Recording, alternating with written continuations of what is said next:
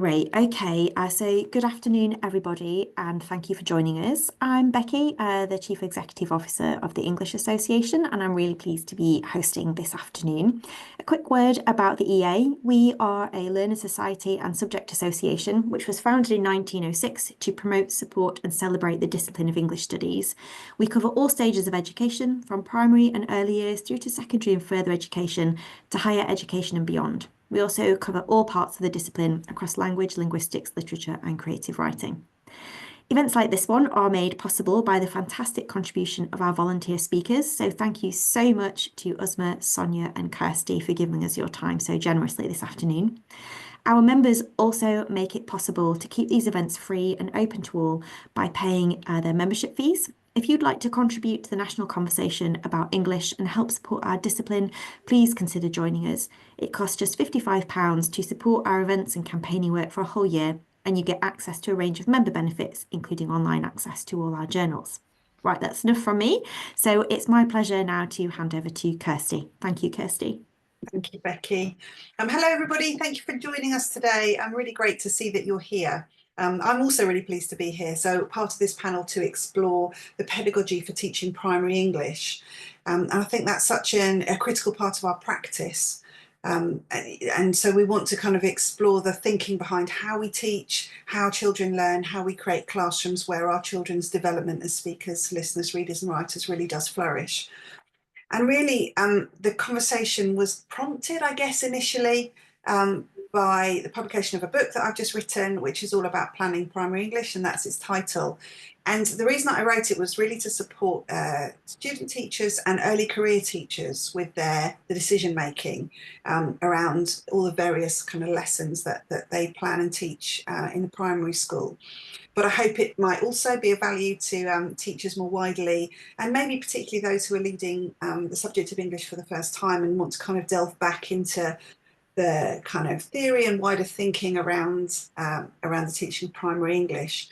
So, as I say, the book really centres on the decisions that we make in the classroom, thinking about the ways that the decisions that we make around lesson planning, all of the different aspects, and it aims to show how key theory and empirical evidence might be applied in practice. And it was really important to me because I think in my experience as a primary teacher for 20 years and now working in initial teacher education and with teachers, I think English is really complex. I think we teachers so often have to pick up ideas very, very quickly in the classroom and implement them straight away without always having the time that really they deserve to explore ideas in the depth that is warranted.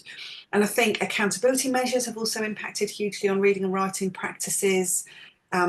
Not always in a positive way, but certainly shaping how the teaching of English is seen. And I also think that some of the best thinking around how we teach English it is something that it's not front and centre for teachers to get hold of, and it's out there, but they can't necessarily access it quickly or easily.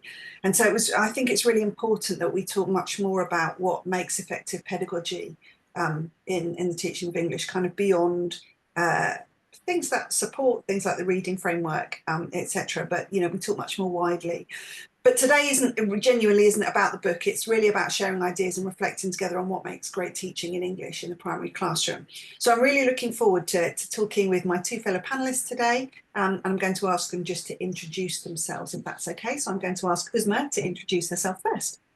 Hi, I'm Uhzama Jabeen. I'm a primary school-based teacher in Birmingham with over 16 years of experience. I'm the lead for English reading and writing. And lead for Latin as well, because links really well at our school with English. Really pleased to be here, so thank you and look forward to sharing some work with you. Thank you, Uhzama. And Sonia. Well, my name's Sonia Carvell. I'm like Uhzama. I'm a serving teacher, but I'm in Coventry. And I'm happy that I'm here. I'm sorry if that sounds brief, but it's hard to know what to say. That's great. Thank you so much. No, that's great. And we're going to discuss each of the three strands of the national curriculum for English. We thought it would be helpful to structure our conversation around that. So we're going to think about reading first for a few minutes, and then spoken language, and then writing. And then we'll open up the floor to questions from our audience. So I hope that that's okay, audience. So be thinking about them and post them in the chat when you're ready to, for us to pick them up if that's what you'd like to do. So as I say, the discussion is around what makes effective teaching. So we're going to take reading first. So I'm interested in kind of thinking about exactly that, about what does a really effective approach to the teaching of reading look like? Uzma and Sonia, for you in the classroom. Uzma, should we go to you first? Is that okay? Or me? Is that right? You're going to me first? I suggested Uzma, if that's all right, Sonia. Is that That's all right. To be honest, I've got a more, I've tried to take an approach to imagine that me as a teacher would be asking lots of questions. So I did manage to have a brief look at your book. So if my questions tend to relate to it, I thought I would use discussion if anybody wants to discuss. Now, in your book, you did make a lot of reference to the Oxford Language Report. Is there any particular reason why? Just as an accessible kind of a piece of research, I guess, that teachers would typically know, I think. So, you know, that kind of made quite a big noise when it arrived, and was kind of written in a kind of reader-friendly way, I think. So, and I think just because it highlighted our interest in vocabulary, which of course is a critical part of reading, and I think the way that we encourage children to be curious and to be interested in the words they're reading, and I think the way that as teachers we show a great interest in that, and really try to encourage it and kind of model it ourselves, I guess, was quite a critical part of what we do in the classroom, I think. Right. Another question which comes up is that there's a lot of ideas relating to how to teach listening skills, but you've also mentioned structure in it. And I was basically going to ask, have you, if you were doing this, how would you encourage effective learning skills? Because your book is full of ideas, and I'm trying to encourage that at the discussion for ideas. Thank you. Yeah, I mean, I think for me, what really matters in the classroom is about, as I say, children, I think, being really curious and being really interested. I think we know a lot about teaching phonics and you know, some very clear approaches and some very clear kind of mandates on how we might do that through the systematic synthetic phonics schemes and the revalidation that's happened recently. So I think, and I also think there's quite a lot out there about reading for pleasure. I think there's lots of really great supportive materials and resources there, particularly from the Open University, but other sources are available too. So I think comprehension is one where it's perhaps a little bit more challenging to work out there how do we teach what are effective learning skills for children. And I think developing their curiosity, their interest, and thinking about how we support that. Uzma, I think you might have some thoughts on this.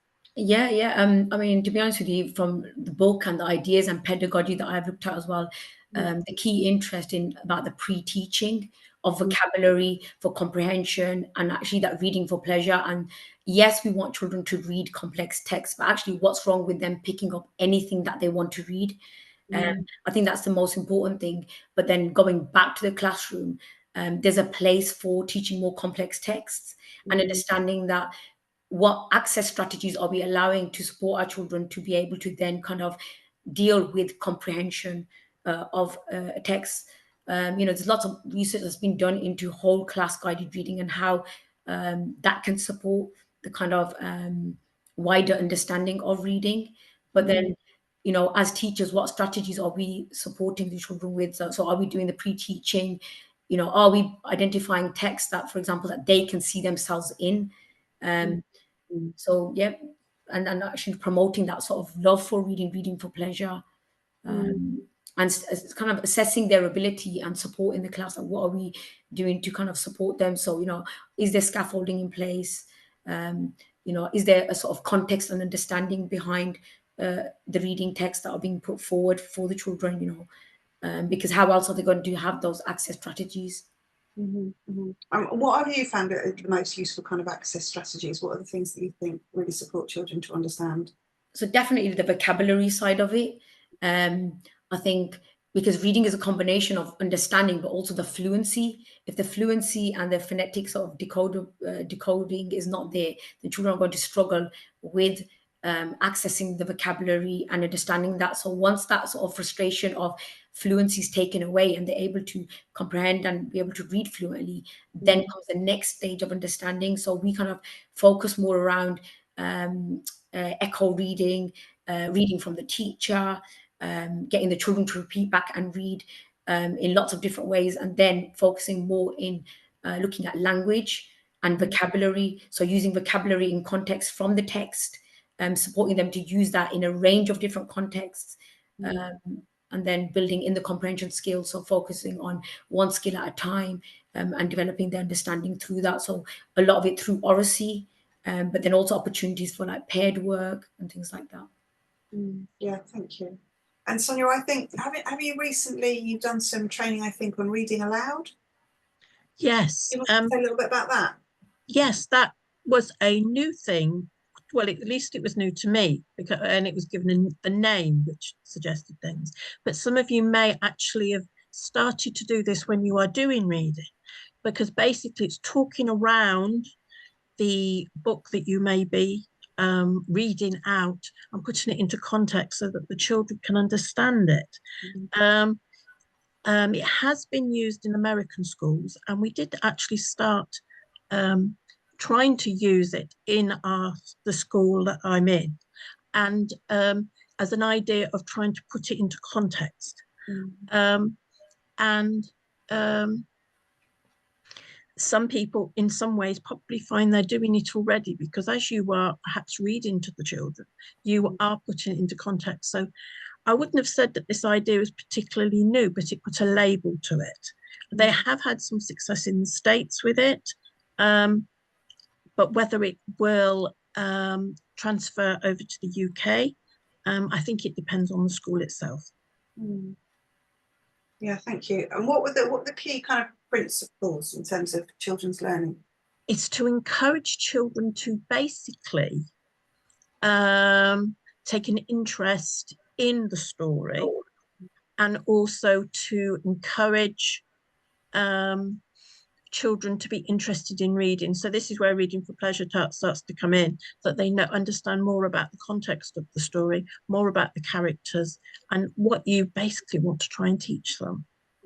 Yeah, thank you. That's critical, I think, isn't it? The fact that reading for pleasure isn't separated out. It should still be there in all of the texts that we're introducing in the classroom. It's not a completely separate strand, although we may do something specifically to try to develop children's reading for pleasure and to develop their kind of independent reading, and kind of the way they make choices, and the things that develop their love of a particular kind of book, or looking at that kind of range, but also in the ones that we introduce them for comprehension, that's quite critical too. And I think, Uzma, we've talked a little bit before, haven't we, about just that importance of genuine questioning as well. And trying to kind of avoid the typical kind of test type questions, and really focus on introducing questions that really inspire children to be interested in the book and to make meaning from it too. Yeah. Okay, thank you.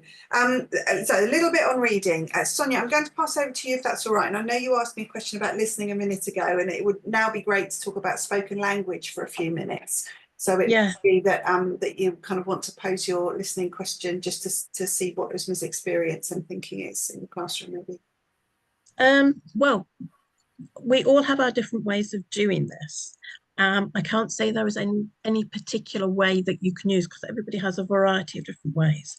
In the school that I'm in, they come, like Uzma, it does cover, language is an issue, because communication, everything revolves around it. There are various books and that you can get around that give you an idea about what to use, but basically it's encouraging the children to talk, which sounds easy, but it isn't. But the best way you can get a child to talk is something that they can identify with.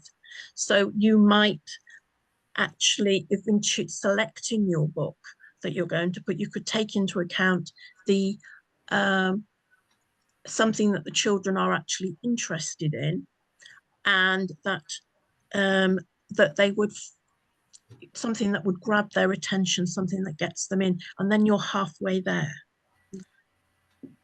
Yeah, thank you, Uhzama. I mean, I think you've talked about developing oracy and developing children's spoken language skills, partly using books as a context for that and kind of reading discussions, but maybe you have other other kind of prompts as well. So, I mean, in our school, we have a high percentage of English as an additional language children. So they do struggle with kind of articulating what they want to say.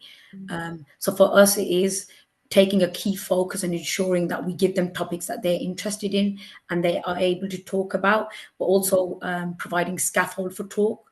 So, you know, we do work with Voice 21. A lot of you may have heard about the research behind them. And we kind of give our children different roles and things to kind of support each other with talk, but also like making sure that they're able to highlight key points and then understand how they need to build and develop on those by providing them scaffold for talk. So it will be like, this is our key question, but we want you to focus on this aspect. So kind of giving them that guidance to kind of structure their talk. Yeah, thank you. I think it's useful perhaps to reference the work of Neil Mercer here as well, and you know, that kind of similar approach that looks at children's roles within talk and how they can kind of build on each other's thinking or challenge each other's thinking and make sure that their discussions are really exploratory in nature, so that they learn to kind of develop those effective kind of spoken language skills, the ability to debate issues as well. I think you're right. You know, interests are so important, aren't they? Children's interests are so important. And ensuring that like they know how to challenge each other in a sensible manner, but also the key listening skills within that, because it's not just about being able to talk, but it's also being able to listen to what's being asked and responding to that. And what I was just going to say briefly that if you've got their interest before you start, then you're halfway there.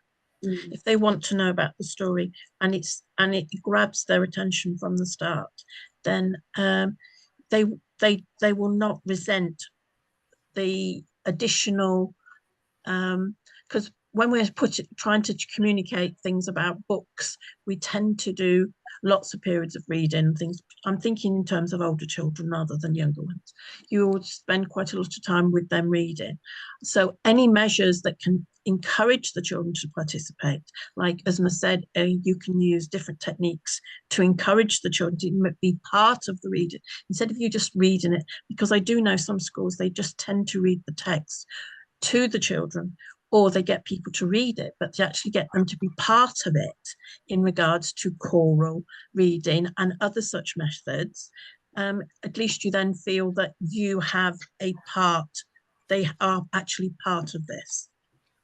Yeah, thank you. And I think that those ideas of how the spoken language, different aspects of it, because of course the spoken language curriculum has got its 12 statements, but you know, there are some real crossovers, aren't there, with other aspects of English, and I think reading is a really logical context for children to develop spoken language skills, and I think what you're saying about kind of choral reading and echo reading and those ideas of developing fluency, I also think that they're helpful in building children's confidence, because you're talking with other people, so you're just getting used to the fact that, you know, your voice is kind of there in the classroom and you're used to sharing things, you know, with other people, which makes it easier to make that jump, I think, sometimes into feeling more confident to share your own ideas kind of when you're talking kind of individually, or you're in some of those contexts that Uhzama talked a little bit about, I think.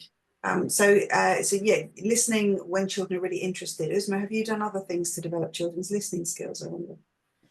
I mean, we do a lot of P4C at the beginning of every lesson in the mornings, to kind of encourage that discussion on a wider range of topics to kind of engage their interest. So not only just speaking and listening within the classroom in the context of their classwork, but also, you know, as a wider topic, you know, what's going on in the media, and them kind of being able to listen and respond to each other in that sense. So it's kind of making sure that listening is ongoing. It's not just listening and speaking is ongoing throughout everything that they do, whether it's maths, whether it's English, because those skills are not just developed in isolated situations alone. Yeah, and knowledge too. I think Forrestal, that back in the 90s there was a lot of work done on oracy then, and Forrestal kind of talks about the idea of exploratory talk being really critical. Every time you introduce children to kind of a new idea, kind of across the curriculum, geography, science, whatever it is, that it should be followed by a period of exploratory talk so that they can talk to each other, explore and try to make the learning their own. They can kind of really debate it, and that kind of helps, I think, as well, to balance that idea of kind of teacher telling and, perhaps a passive role for children, to turning it over to them so that they can begin to construct their knowledge. And I think when they've got those talk skills, then they can really debate and work together to make the knowledge their own, which of course helps them to, helps the knowledge to stick. Therefore it's kind of easier to retrieve, I think, as well. So I think there's some really key approaches like that, which, kind of you can just find out about through a little bit of reading, which I think are really great. So you don't kind of have to feel like you're involved in some sort of initiative. You can just kind of begin to embed those skills, I think, which is really important. Yeah, I agree. Thank you. Okay. Anything more anybody would like to say on spoken language, or are we ready to move on to writing, do you think? Should we spend a few minutes on writing, Uhzama? Yeah, I'm happy to. So I have got a brief PowerPoint. I'll just share the screen with you. And as I said, writing, reading, writing, oracy, they're wide areas. Not something we can actually fully cover in 10 to 15 minutes, but I'll do my best just to go through bits and bobs. So obviously I'm looking at the writing side of it and effective pedagogy and how it looks like in planning and practice. So I just wanted to highlight some key areas from the Ofsted English Curriculum Review in 2022 that identified that writing is obviously complex. There are key processes within that, and curriculum should aim to develop composition and obviously secure the grammar knowledge, vocabulary, and obviously ensuring it's all inclusive for all children. So looking at the process of writing, these are highlighted from Kirstie, your book. What do we want that child to learn when we're looking at that planning stage of writing? How are we going to help them get there?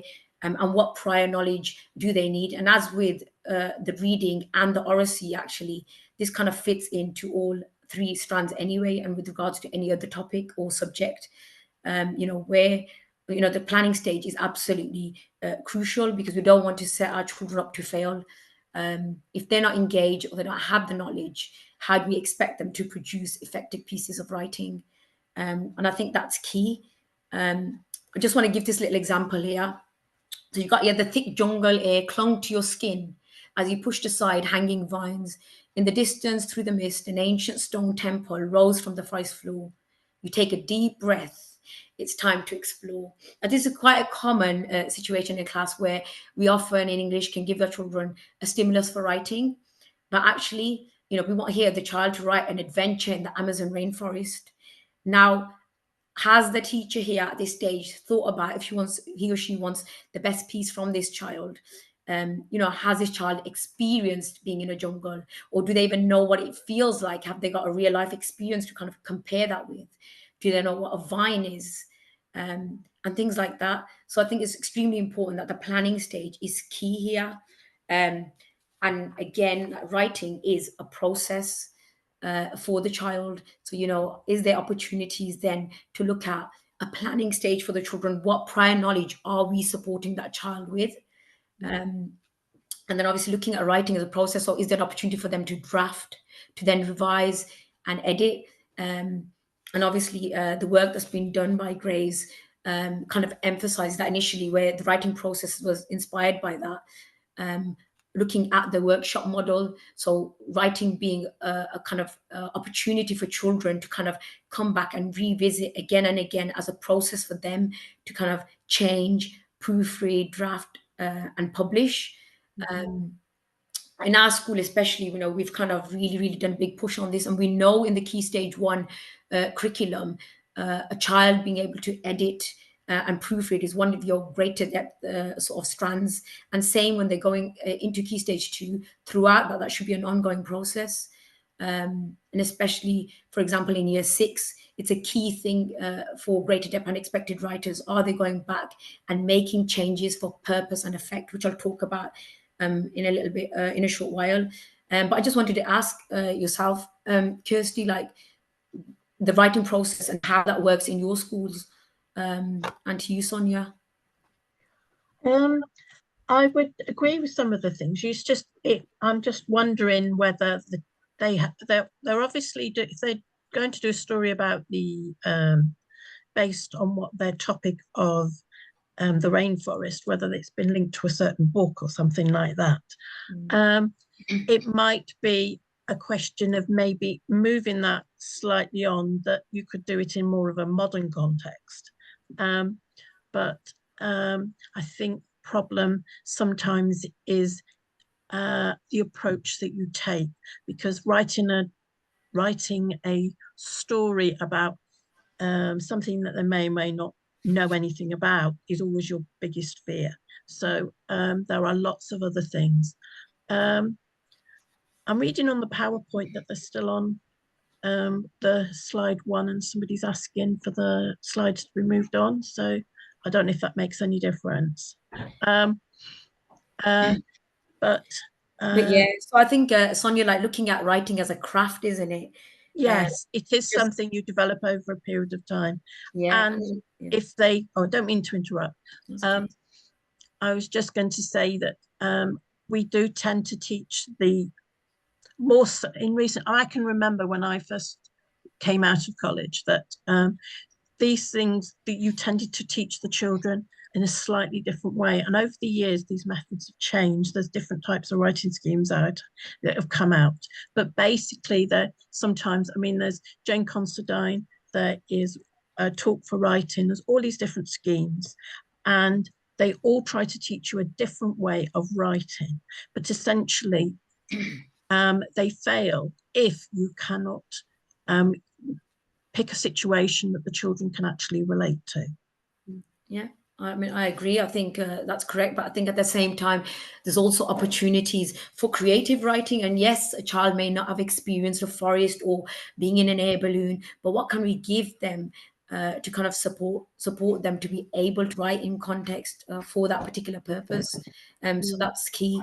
A few other things that were highlighted in that curriculum review was the importance of spelling, handwriting, secure knowledge of grammar. Sorry, I'm really sorry to interrupt you. Would you mind just sharing your slides from clicking from the beginning so that we can see them big? I've got them on the screen. They're big for me. Oh, we can only see your, you know, as if you're still drafting the presentation. So we can't see. Have you got the speaker screen enabled? You might just need to swap them around. There's nothing else apart from the main screen. It just says stop sharing. Within PowerPoint, can you see where to click to do the slideshow from the beginning? It's just I've got from the beginning. There is that full slide. Have you stopped sharing? Yeah. Hold on, let me just go. Because we can't see your slides anymore, but we just need to be able to see them big rather than as if you're still editing them within PowerPoint. Let me see. Will that work? Now let's have a look. It might just be choosing the right window to share. Entire screen, isn't it?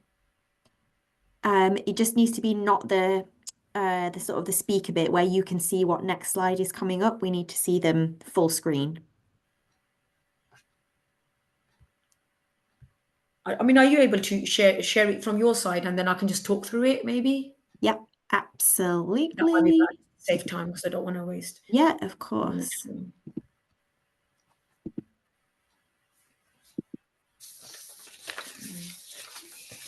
I think while we're sorting that, if that's okay, I mean, I've been working with some teachers recently, you know, we've been talking about the importance of modelling, you know, and we've been looking at choice with children and all of the things that you can do.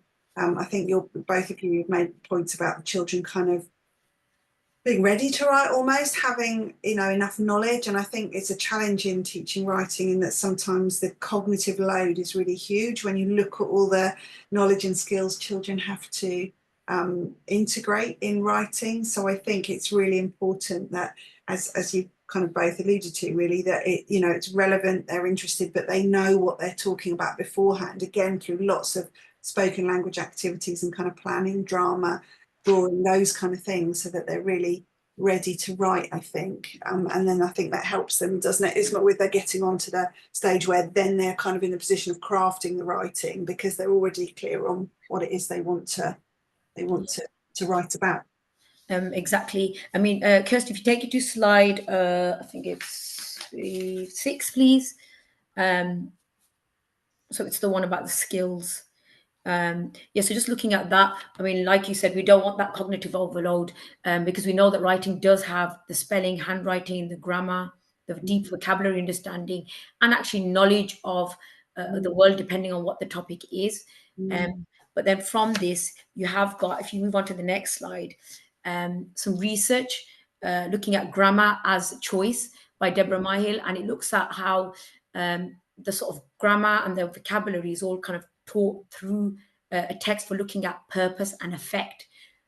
Yes, there's a place for terminology, and that's great. Children do need to be taught the terminology and its purpose, but then actually looking at more for impact.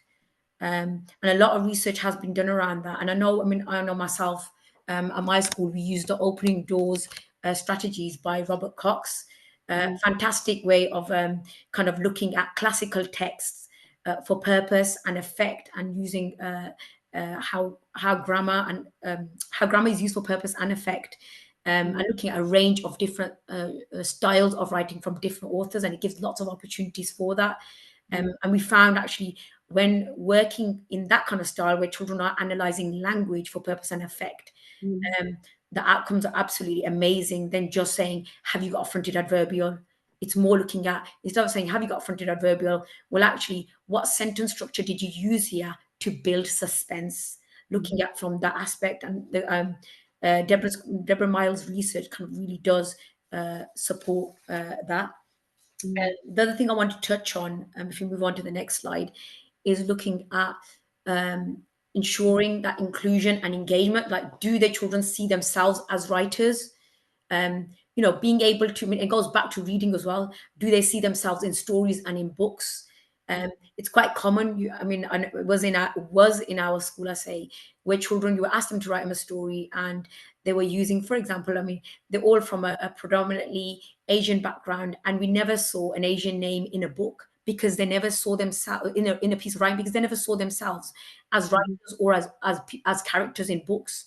And actually, since we kind of brought in lots of diverse books to kind of show, children with different backgrounds, different needs, I feel now our children are more kind of taking that on. So it just goes to show it's so important that our children see themselves in books as readers and as writers. And that's extremely important. And actually, not only that, but what are we doing to support the children who aren't making it? Are there scaffolds in place? So looking at the adaptive, responsive teaching side of things, what adult support is there in place for those children? Are there scaffolds? Are there sentence stems? Are there word banks to give them those access strategies for writing? So I think that's extremely important. Another thing that I wanted to talk about is, if you move on to the next slide, is all about looking at the teacher as a writer. And actually, I know it's really, really hard for teachers and quite challenging, because I've come across situations myself where I'm like, I'm going to do a prepared piece. And what I'll do is, during that prepared piece, I'll be like, oh, can we spot this and look at why is this good? But actually, that process is limiting. What we need to do is have children see us as writers in that moment, see us make those mistakes, because actually once they kind of able to experience that, then they're not afraid to make those mistakes. They're not afraid to go back to draft and edit, and it's going back again to that writing process. So kind of being open to show like real life writing. I think that's extremely important to come from teachers themselves. As much as we want it to be perfect in class, it needs to be shown that writing is a process and it isn't perfect. You know, there are editing, there's revision involved, there's going back. And actually, you will always find that when there's a purpose for writing, children are really going to engage with that really well. So making sure that in that key planning stage, that that purpose is really, really built in. You know, are we ensuring that the children are going to be engaged? Is it a topic that, for example, they're passionate about? Because that's when you're going to get the best results. I'm just aware of time, but just one more slide. I mean, if you go to the last slide, I think I want to leave everyone with a question about understanding and thinking about how pedagogy can help every child become a confident, capable writer. You know, what do we need to do with regards to pedagogy? Because it's not pedagogy alone. You know, how do we then put that into practice?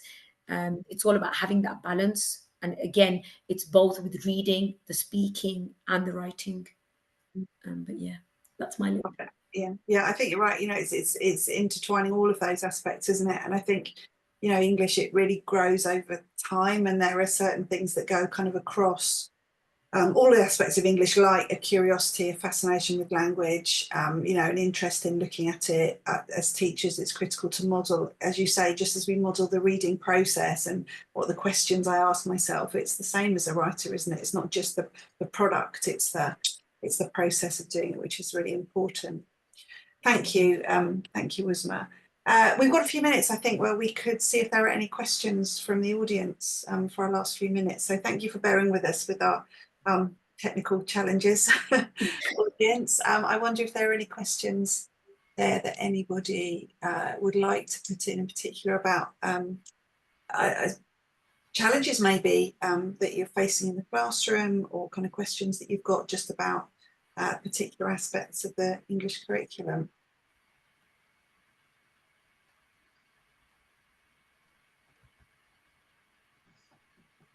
So I think we'll chat for a couple of minutes. We'll give people thinking time and see if any pop up, if that's okay. But we talked a little bit about kind of adaptive teaching, including children, kind of all children from kind of different kind of backgrounds, different levels of prior learning and prior knowledge and skill, I guess, in the classroom. I wondered about kind of aspects of pedagogy that either of you has found particularly effective for children who are perhaps finding it more tricky to get into an aspect or to learn an aspect of English.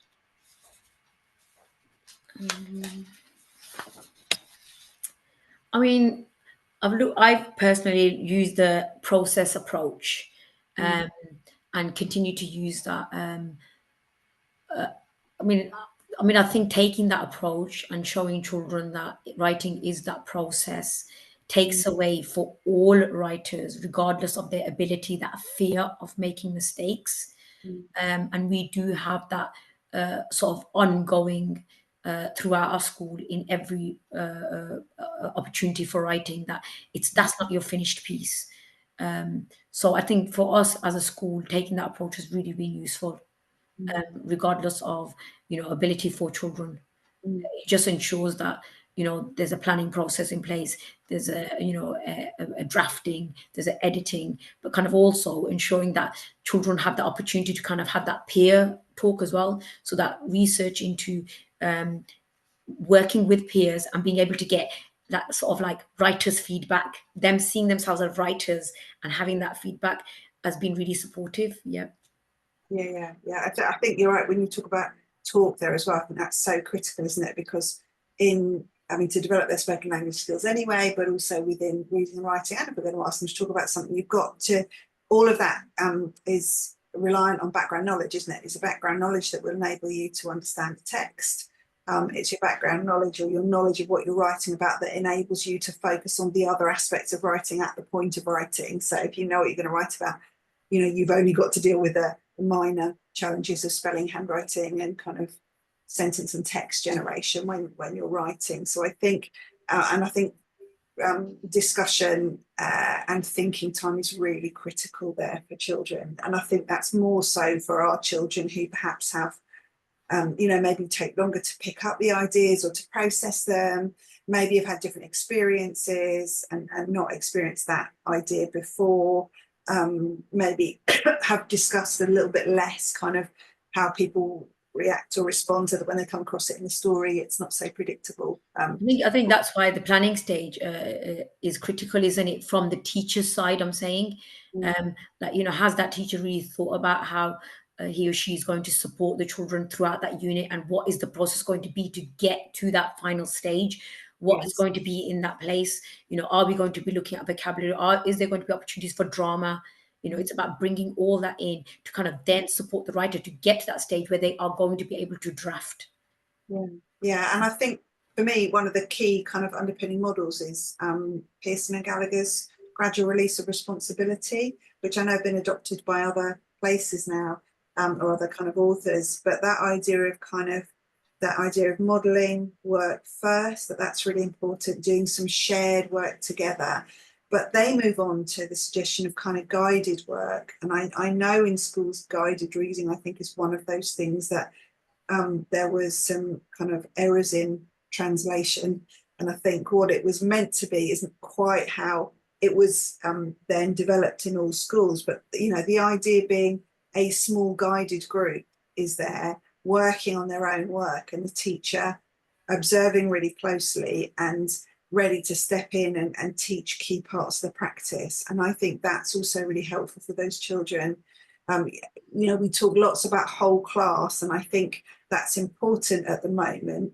But I worry sometimes that we've lost the idea of, but I can grab these 6 children and I can get them to continue with their reading or their writing, and I'm going to get them to do it, but I'm right here. So, they haven't quite understood that bit, so I can step in here, or they haven't understood that part, or they need this extra bit of knowledge to help them, or at this point, actually, if I scribed a little bit for them, that would be helpful. And I think sometimes guided work has a role to play, and it's almost like, you know, conversation in schools sometimes centre around it's either whole class or everybody's in a little group working at the same time. But sometimes we've got a whole class working together, but these 6 could have some guided work right now, and that would be helpful to them. And I think that's where sometimes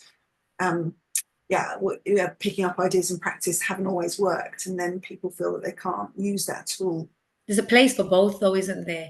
Yeah, Exactly that. And it's that teacher being able to identify that, you know, I need to work with this group, but what do I need to do with them? And actually, whole class, what are they going to benefit from whole class? Yeah. It's that exposure, that vocabulary, that they bounce off each other, give them the opportunity to hear each other. Otherwise, we limit them if it's just a particular group with a particular ability. So, like I said, a balance of having both and knowing when and where, when it's best to use that.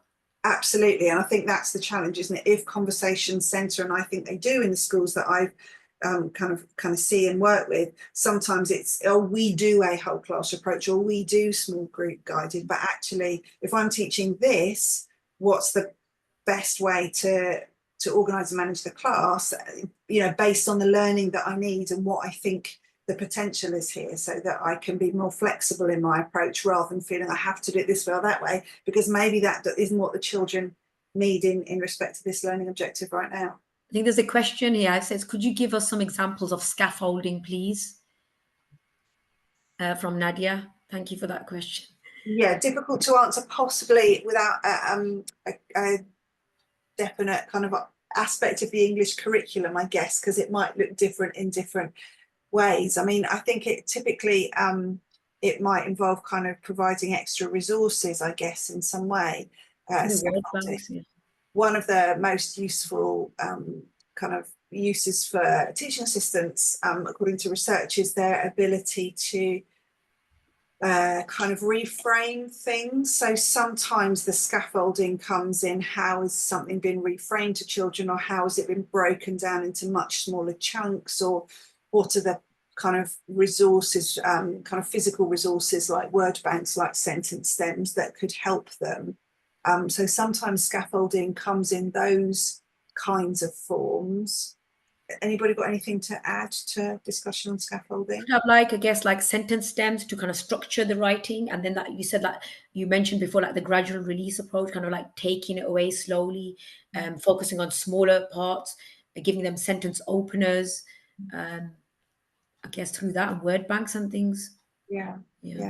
Thank you. I mean, I think in reading, you know, it's often, again, that's that pre-teaching. It's all kind of what is it that children, is it key vocabulary they might need to know in advance, or you know, and it's sometimes the pre-teaching happens before the lesson, or sometimes it happens at the start of the lesson, or sometimes it happens the day before, and it might involve everybody, or it might involve just a few children. Sometimes it's there and then I want to kind of explain what words mean. Sometimes I think that comes in building background knowledge. So if they're going to read a text that's set in a rainforest, for example, making sure they've got enough prior knowledge that they can kind of at least picture that and kind of get on board with it.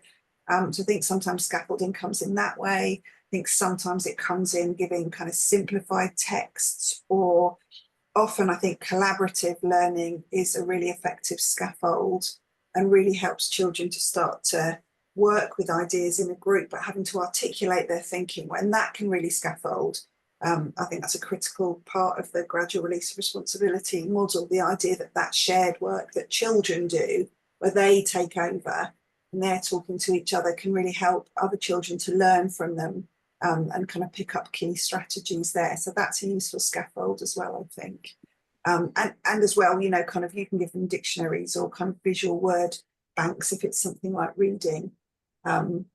Sometimes it's about giving them kind of questions they can really, that kind of gradually lead them into the deeper questions, and it's giving them kind of more straightforward questions first before they get there. So I think I think scaffolding is a range of things and looks different in different ways, but I hope that kind of gives some useful kind of pointers of the kinds of things that generally make up effective scaffolding.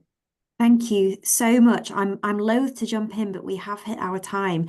So so many thanks to Kirstie and Uhzama and Sonia. I just have a sense of you with this like giant grab bag of tools and things that you can just pull out at the right moment. It's incredible. So thank you for sharing your expertise with us. And thank you to everyone who joined us this afternoon. It's been a real pleasure, and I hope to see you at another one of our webinars again soon. Thank you. Thank you. Bye.